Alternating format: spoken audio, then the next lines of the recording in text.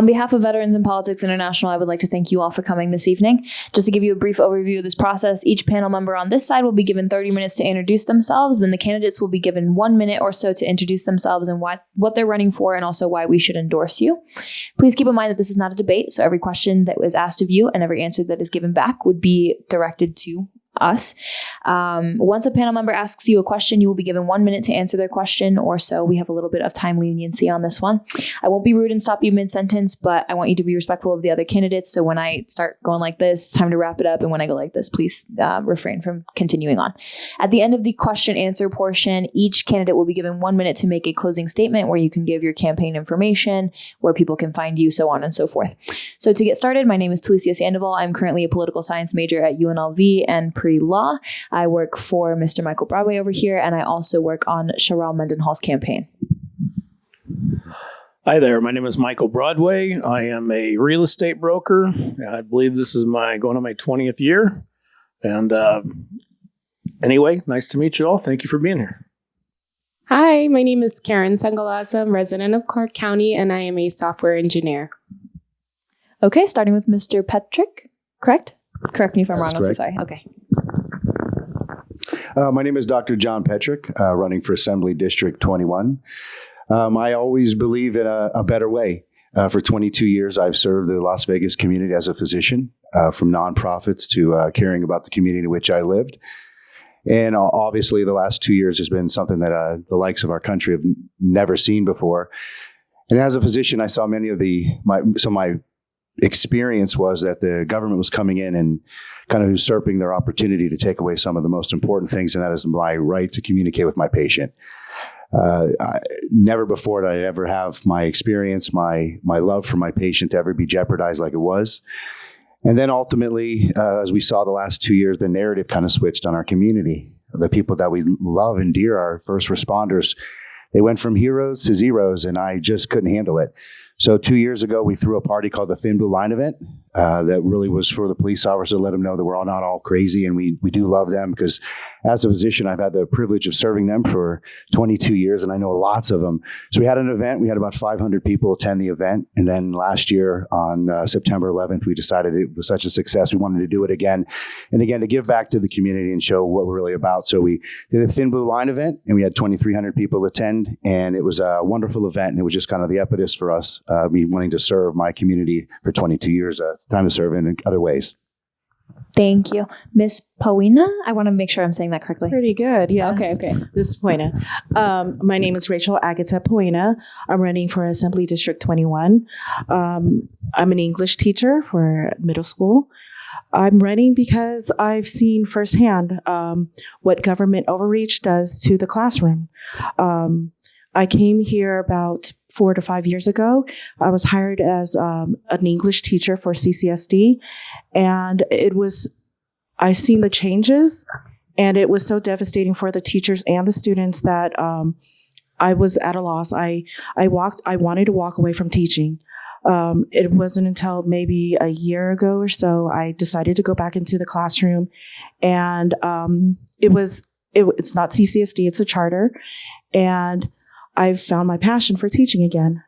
It was really hard to see the devastation that the government does firsthand, telling teachers you cannot kick out a student if they're being disruptive. And I saw what restorative justice does. And well, we just saw that Dr. Jara is taking it away now, so that's good. But we'll see. There's other policies that affect the classroom, and I want to run to see that teachers are heard. I feel that's where I'm running. So my name is Rachel Puaina, and running for District 21. Thank you. Thank you. Good evening. My name is Quilang. I own multiple businesses here in state of Nevada. I would probably say very successful business for the last 20 years. I'm also an accountant by profession. And one of the things that I've seen in this country ever since, technically, I wasn't born here, but I grew up here, is the changes. And this is not the America that I grew up with. The only difference about me and my counterpart, I was actually kind of like the outsider. They're all born here. right? So now coming in here, I was born without America, but now growing up with America and especially the state of Nevada is actually make me realize that, what? This is not the America or the state of Nevada I grew up with. So I want to make changes. And like what I said, one of the things I wanna point about is accountability, because the state of Nevada has so much surplus and we don't know where the money's coming, going out. And as my profession, that's one of the things I want to take a look at. Thank you. Thank you. If everybody could give a brief overview of what an assemblyman or assemblywoman does, and also why you think you are qualified, we can start with Mr. Petrick. Thank you. Thank you for the question. But I want to state that I was born in Pittsburgh, Pennsylvania, raised in Columbus, Ohio, and been lucky enough to find Las Vegas. I want to make that clarification. The legislator writes the rules. They write the laws in which we all govern by. The legislator is probably the most important person, I believe, in the legislative body is the legislators in regards to the Senate, in regards to the judiciary and executive branch. We write the rules that people must abide by. We set your taxes, education. We vote on water. We vote on so many things that affect our daily lives. As a candidate, I too have several businesses, and I would probably attribute my success to those businesses to the team around me. And in order for you to lead, you got to serve. And I will reassure you that if you've ever been in one of my boardrooms, you'd think, man, these guys hate each other. They don't hate each other. You just care. So you have to lead great minds. And part of the most important thing is that when you see talent, you empower people.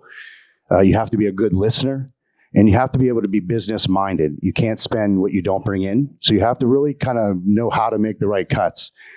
And I think it's important to realize that as a leader, you're not always going to make the right decisions. You have to be able to get the train back on the tracks when it's not going so well. That old saying that anybody could hold the helm in a calm sea. But when it's not, you need to have backbone, you need to have spine, you need to have people that have conviction. During the COVID, I spent 300 hours reading the Constitution on the Declaration of Independence. I had a tutor, I hired it, and I can believe I'm probably one of the only candidates that narrated the entire Nevada Constitution from preamble to finish, because it's that important that that's what we govern from. So if you're wanting a legislator that's going to govern from the Constitution, I'm the guy, because I've read it. And it's very, very important that every candidate read it, because that's what we're taking an oath to. As a physician, you wanted me to take an oath to read my books to make sure that I was going to give the best care regardless of what they look like, party, gender, sexuality. I took that oath 22 years ago, and I was very serious about it then, and I'm even more serious about it now. So as a legislator, I will tell you that if you're wanting backbone and spine, and you want somebody direct, and you want somebody that's read the document, then you need to look no further than Dr. Petrick. Thank you, Mr. Puaina. I'm sorry, Ms. Puaina. What the legislature does is make laws. And like I said, I lived it. I saw it in the classroom. I want to go in there and make changes. I see one of the hot topics right now is education. And what needs to be changed is any laws that prohibit teachers and schools from doing what they need to do. One of the things that policy-wise I've seen is not only restorative justice, but the F minimum policy. The F minimum policy that was just implemented, especially because of COVID. They said that, we need it for COVID. Well, it's done now, so can we get rid of it? So I want to make sure that we can bring back rigor back into the classroom. That's where you're seeing the slip.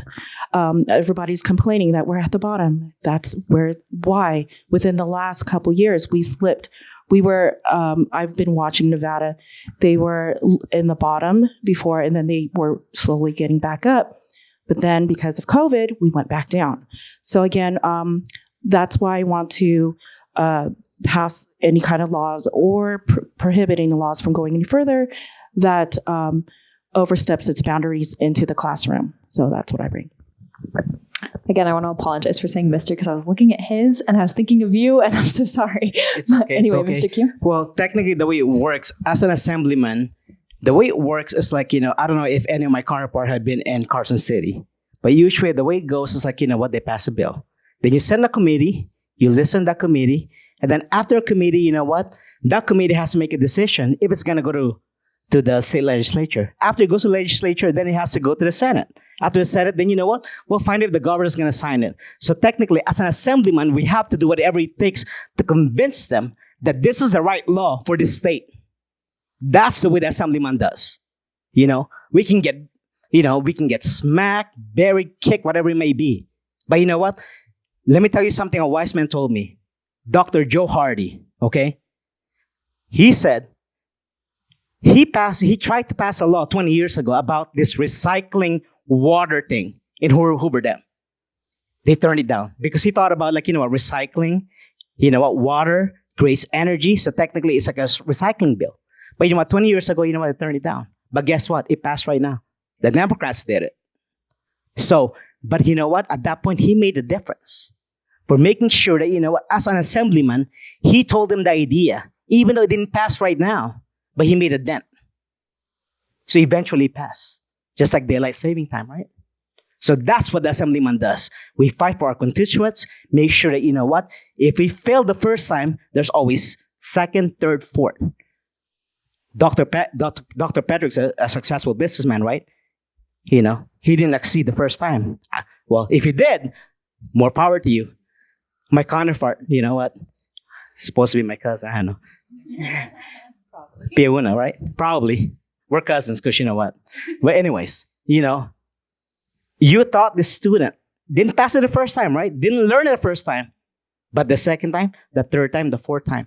That's what the assemblyman does. What's best for the people. Thank you. So my question would be, what improvements do you think are most important when it comes to the education system?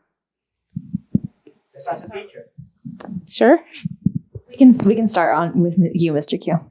Well, one of the things that I strongly believe that as I have two daughters. One is like 1 and 3, and I'm gonna be honest. They go to private school right now. One of the things that a problem that we have right now is I think the Clark County School District is not giving our teacher an opportunity to excel the children. It's just kind of like they're moving them along. One is like, let me tell you an example for instance, like in 2014, my foundation donated some school supplies to the students, right? This is like the poorest elementary school in Clark County. So I went in there, brought like, $3,000 worth of school supplies because, I think they need it, how it is. But guess what? When they pulled me to put the things to put the things away, there's like a room twice as big as this one full of supplies. Why is it that we're telling the parents to bring school supplies for the kid, for their children, when we have like a bunch of supplies sitting in there? And I've seen it firsthand. So that's one of the things. One of the things I want to push for education is like, first, we have to pay our teachers a lot more. My father told me, like, you pay people less, you get monkeys. We got to get the best we got to get the best teachers out here. Because you know what? The best teachers out here, they don't want to stay here. They go to a different state because they get paid more. So now we're not getting the best teachers out there. I went to public school. I don't know if my counterpart went to public school. But you know what? I wouldn't be where I'm at right now if I didn't have the teachers in public school to help me out. I'd like to compliment the Clark County School District in one thing. They are really good. If you read their books, and if you've ever read their budget, and you being an accountant, I'm sure you have, their books are really good. They're transparent. All municipalities should really run as clean as they do. They show you where the waste is. It's very easy to pick it up. You can actually look through it and you can pick it apart. So audit. First and foremost, we do not have a shortage of good teachers. I disagree. I think we are attracting them. I think we're having a hard time keeping them. I happen to serve as a physician, many teachers, and some of the greatest people I learned. I'm sitting next to one. Obviously, you could sense her passion for teaching.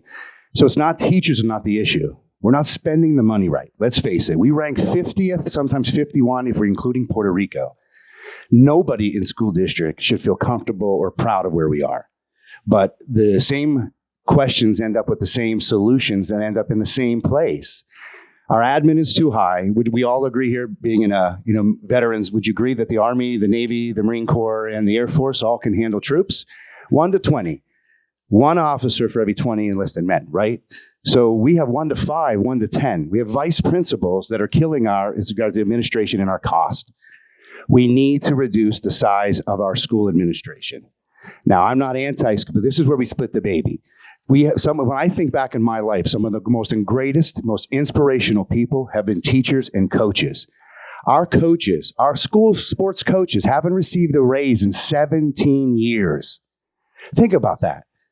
How do we possibly attract the very best, as you said, which I believe we have, unless we recalculate this formula? That's the problem. We're too big. What about the size of the school district? And if you look at the money that Sisolak spent in giving his friends, there's grant programs that are out there for these schools to get grant money for beautification projects to bring money into the schools. Real solutions, not just inside our state, but other states. Look in Florida, Tennessee. These people are moving there in droves because of their education. So just to approach it just from an audit standpoint, let's blame the teachers, it's totally unfair. We have great teachers. What we have is mismanagement of funds. I'm going to let you go, Ms. Puaina, but as the moderator, I feel like it's my job to keep things straight and narrow. I don't think that he was saying that teachers were the problem. I think that he's saying we need to pay teachers more. No, I wasn't saying that. I agree with them teachers. If you look at the formula, we pay our teachers from California. I'll give you a prime example. When a teacher comes from California, they could be a 2-year teacher in California. And when they come here, they're paid at the same salary they're making in California. There's teachers here that are 16-year veterans of teaching that are making less than these 2-year teachers that are coming to the state. That's what I'm saying. I totally agree with them. We have good teachers, and I agree they need more money. But the point is you can't create more money for teachers until we address where the spending is. And they do a good job of showing us where they're wasting. And I think we should pay attention to that because there's sound legislation that can be built around that. That's one of my platform, my campaign, that, we have to show where the money's going to. Okay, I agree. I just wanted to make sure that there was no contradiction in statements there. Ms. Puaina, please continue. Yes, and I, again, agree with all that. And that's one of the reasons why I finally decided to come from California when the pay was a little more comparable to California. But as you hear, they couldn't retain me. There are a lot of teachers. We took a pay cut for better treatment. It's a lot. It's top heavy. What we need, and this is why please listen to the teachers. We need help in the classroom. Okay. One way we could do this, we need more teachers' aides, not just for the little kids. I mean, junior high and high school, you see what's going on in the high school, in the junior high. Please, we need help. Okay. So, accountability, if people are worried about the curriculum, what we're teaching and all that, we have an open book. We post up what we're teaching, what's our curriculum and all that stuff. We could also have an extra pair of eyes. I would also push for aides in the bus, on the buses. How many times I have to hear from my child that there's an incident on the bus and the school bus driver can't look and deal with what's going on in the back. And it's such a danger for all the kids. So I would push for aides, get rid of like the top heavy administrative positions and start giving aides to the teachers, to the bus drivers. We need help. And I totally agree. And I've seen it firsthand where they gave a budget. And this is when I worked at Compton Unified. They gave us EL's teachers a budget and we ordered a whole bunch of stuff. And when we waited for it, we didn't even get a quarter of what we ordered. We went to the district, couldn't find it. So there is transparency. That's a good thing. The problem about the state is like, Mr. Q, you have to it's always Mr. like, Q, you have to let her finish speaking. I'm sorry. I'll finish. But what you need is that we have direct access. The teachers need direct access to the budget. It's just, where does it get lost? So I totally get it. If we have that much money and there's supplies sitting there and it happens, we need access to it. And so it goes directly, we need the budget to go directly to the teachers into the classroom, directly affecting the students. Thank you. Mr. Q. Well, one of the things like, for some reason, every time there's an election, we always ask the voters, what about the children? Okay. All right. Then you know what? What happened was like a 2% tax. Remember back in the days, it didn't pass. And then suddenly, you know what? I don't want to say bad anything Sandoval, but you know what? For some reason, it got through, right? The state legislature, right? Supposed to be for the children. And then our boy Sisolak right here says like, the weed money tax is supposed to be for the children. Well, guess what? As far as I know, it's not helping any children. You know what? The COVID exposes what's going on right now. Because you know what? How can a kid do I don't know, I'm not a school teacher, but how can a kid do a division when they can do a multiply? And then you know what? Guess what they do? They send a multiplier flashcard at school to their parents. So that's why the kids on the next year, they can do division. So where is the money? That's all I'm asking. You know what? The thing is like, the problem is not this. In the state of Nevada, the problem is not the education. The problem is, where is the money going? And you know what? My counterpart here, she knows. She's been there all day long. All day long. I have people that actually, like, you know what, work for me. Husband, wives, actually a school teacher. And they know where the money's going. They don't know. Mr. Petrick, my question is for you. You state that you're a physician. I'm confused on this.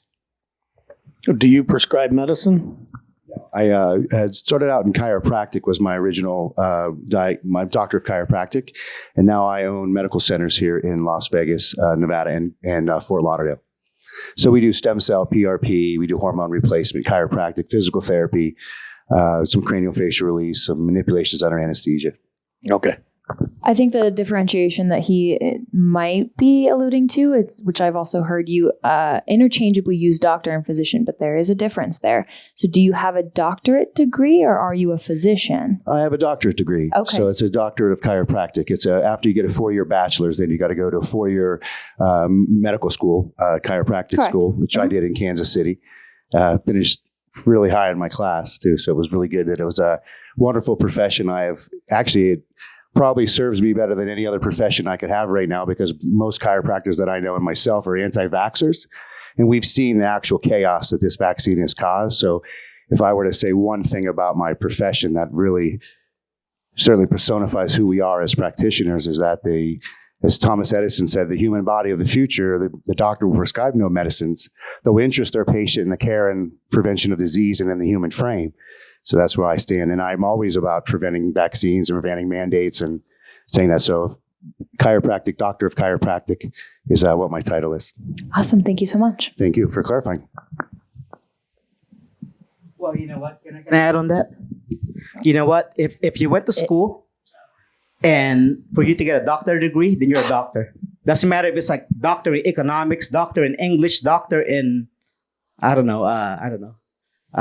Technically, yeah. If you have a doctorate degree, you are considered a doctor. Clean the toilet degree, I don't know, whatever it may be, doctor. But you're a doctor because you know what? And that's what we have to address him as Dr. Petrick.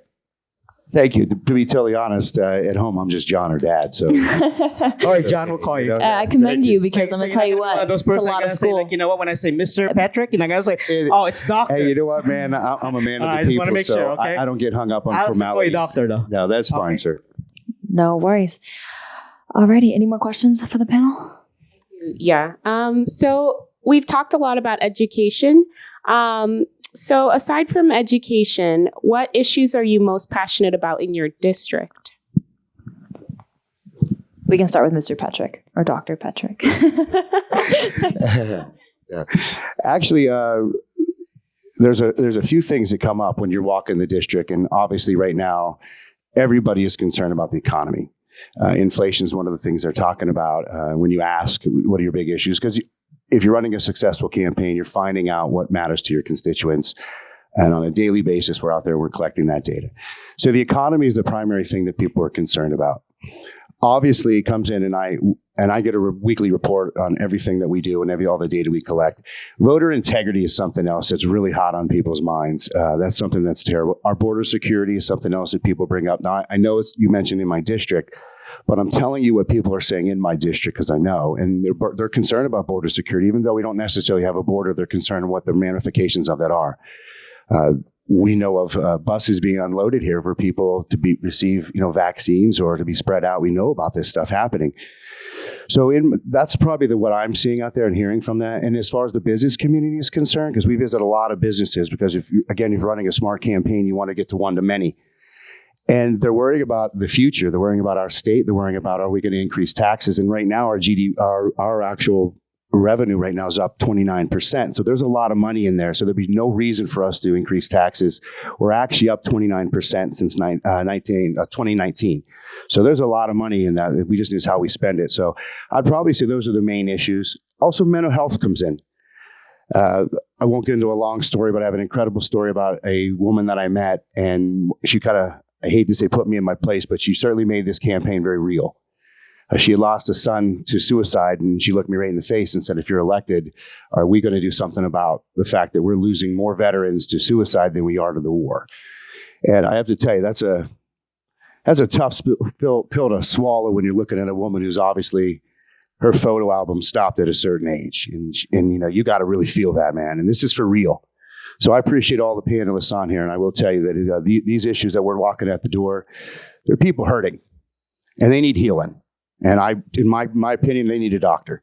And that's why I'm running. And I think I offer a change, and I offer something a little different than what's out there. I'm not a politician. I'm a physician. I'm a businessman. I'm a dad, and I'm a father and a son.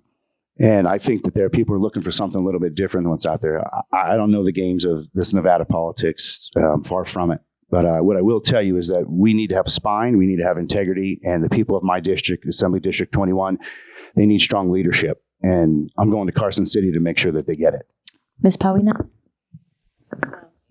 One of my other top issues is government overreach. We saw what has happened, not only just in the classroom, just going around the community. In my district, it was hard to see so many small businesses shut down just arbitrarily. To me, it was arbitrary. Why is this store open but not this? And it was more the major corporations, the bigger companies, bigger stores were open, but not the smaller businesses. And I saw it just broke my heart to see when I just, was walking around the community, because that's all you could do. You couldn't go anywhere, so everything was shut down. So I just walked around the community, and I watched this beautician in the neighborhood trying to stay open. And she was doing phone orders, and she was just running from the curb to the store. But that's not any way to run a business. And you could tell there's a new business there now. She probably got shut down.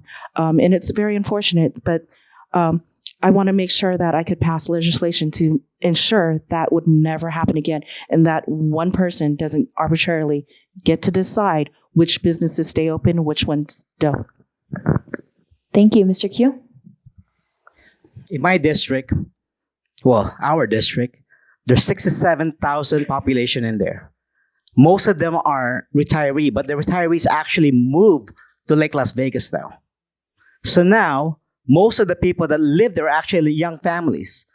They have three concerns. One, they have concern about education. Because are they going to have their kids go to public school or go to a private school? That's one. Second, they have concern about economy. I mean, am I going to be able to afford to pay gas, or should we walk? Even though the Democrats, they did all this cloud of saying that, electric cars best. Absolutely, but guess what? Your electric bill just went up $100. So technically, that's what you pay in your gasoline. But, okay, that's fine. The third is accountability. Where is the money going? Everybody promises all the tax increase goes to the children, goes to school. But what my counterpart is saying, what you guys remember the Jerry Maguire movie? I know, Delisa is so young for that stuff. Show me the money. Yeah. Maguire movie. Put some Where's the respect money? on my name. Where's the money? Where's the money? Nobody knows where to say that. Where's the weed money? Do you guys know that do you know that Governor Sisolak just forgive people on that because the marijuana industry cannot pay their back taxes, and they gave them an amnesty? That should be going to the children, right? So, fact of the matter is, show me the money.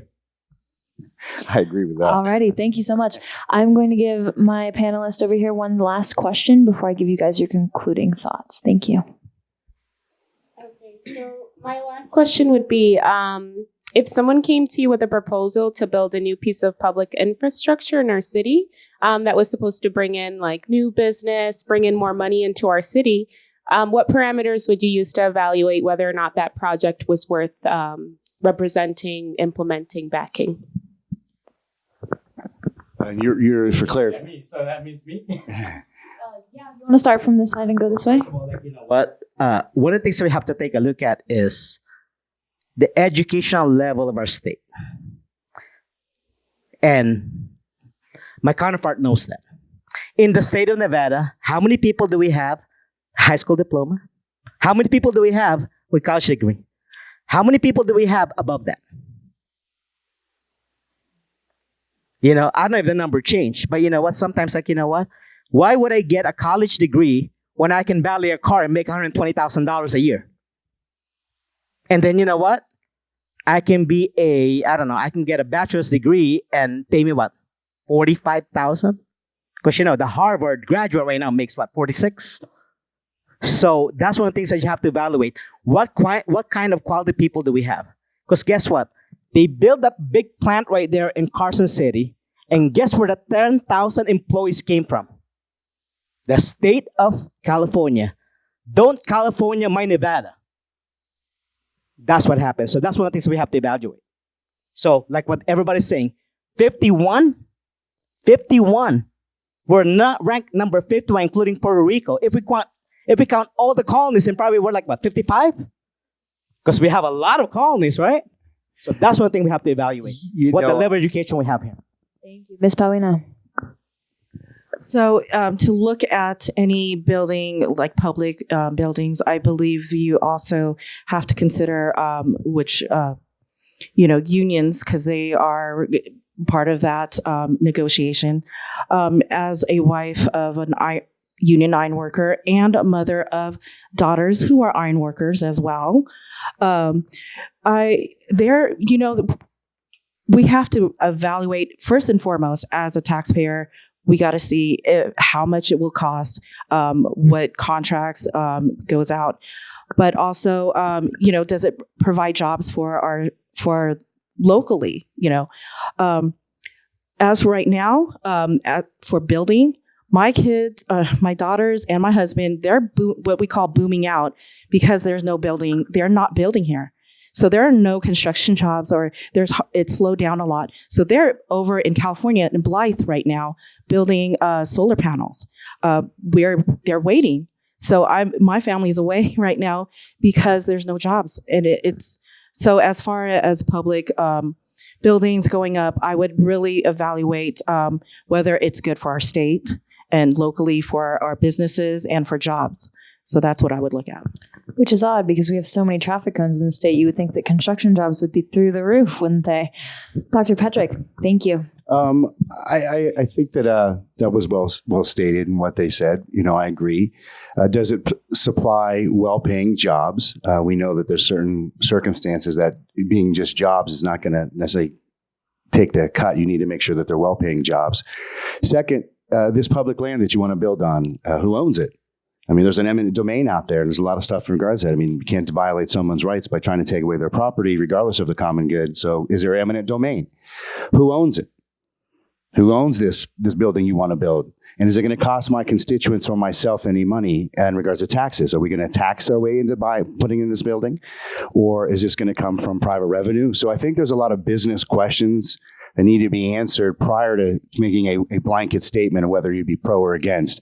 I come from very sound business principles. It's got to make sense. And if it makes sense, it makes dollars. And if we don't really evaluate, audit it, what's it going to cost? She mentioned unions. That's a possible something to consider in regards to cost. I'm not saying pro or against, but there's a lot of things that come into that. So again, I would probably say I'd love to see the plans on it. I'd love to see where it was going to be placed and where it would be built. Some areas probably need it more than others. And again, what type of jobs are we going to have? So I think a few more additions to the question would help me in my determination of that. But if it's going to stifle growth, then I'm probably not going to be against it. Thank you very much. All right. Well, I'm going to give each of you approximately a minute and 30 seconds to give your closing statements. Go ahead and look at the camera over there for the people watching at home.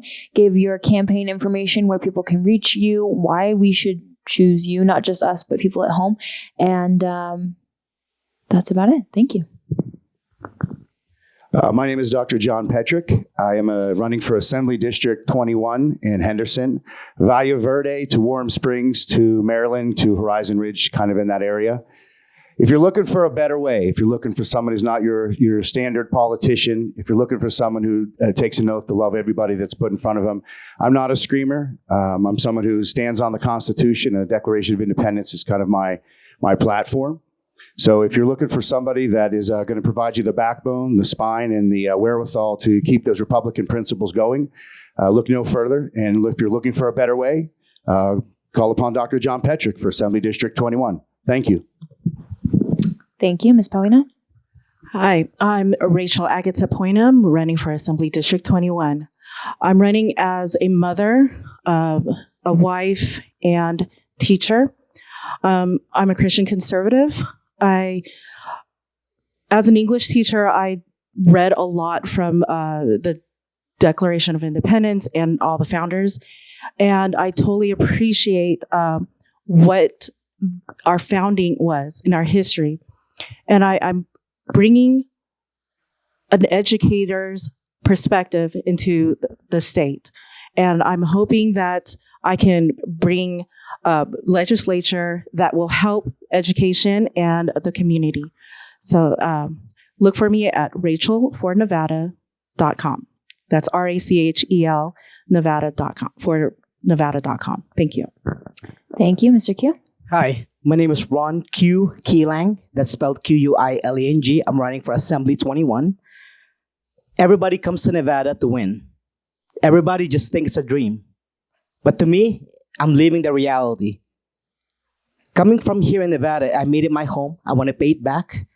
I'm not a career politician. I'm not going to say, well, not really. I'm actually a politician now, but I'm not a polished politician.